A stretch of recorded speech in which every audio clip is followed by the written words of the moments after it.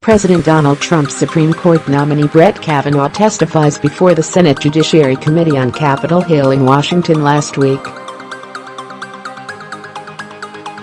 Alex Brandon AP, by Seung-Min Kim White House reporter email bio follows September 13 at 10:55 a.m. The Senate Judiciary Committee delayed its vote on Supreme Court nominee Brett M.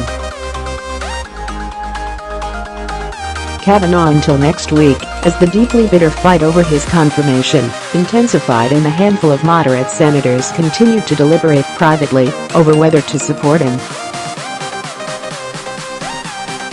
The move was expected. Senators routinely delay committee business for 1 week, which is allowed under the panel's rules. The Judiciary Committee voted 11-10 on Thursday to hold the vote on September 20, and Senate Majority Leader Mitch McConnell, R. Kentucky,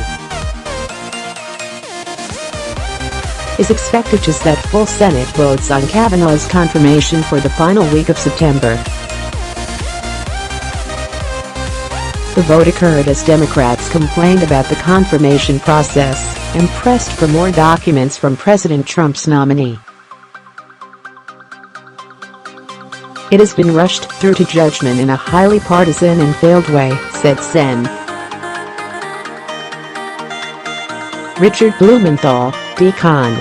Democratic senators and others working to defeat Kavanaugh's confirmation believe Kavanaugh significantly misled the Judiciary Committee more than a decade ago on his involvement in controversial Bush-era programs and judicial confirmations.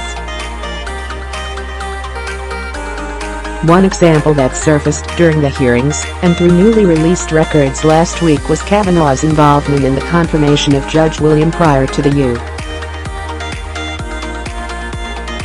U.S. Court of Appeals for the 11th Circuit.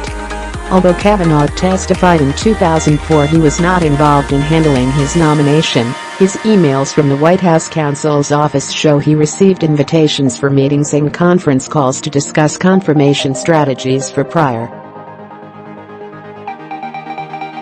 Under questioning last week, Kavanaugh clarified that, while he may have attended meetings and hearing prep sessions, he wasn't the primary White House official assigned to Pryor. Analysis: Brett Kavanaugh's William Pryor denials require some explaining. Senate Democrats also say Kavanaugh was not truthful to the committee when he said he wasn't aware he had received documents obtained by Republican staffers on a server they shared with Democrats during the Bush judicial nomination fights. Emails released last week, Democrats contend, bolster their argument that Kavanaugh should have at least known that the information had been taken without permission from Democrats. However, the emails themselves don't detail how the information was obtained.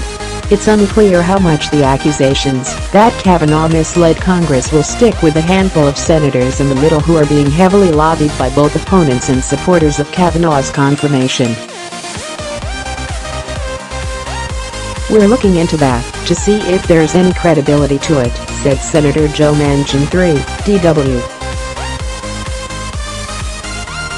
Virginia said Wednesday evening, "I think in all fairness and decency, you want to give him a chance to explain." Hacking controversy from early 2000s resurfaces during Kavanaugh hearings. Manchin is one of 3 moderate Democratic senators who are being furiously pressured by those on both sides of the Kavanaugh nomination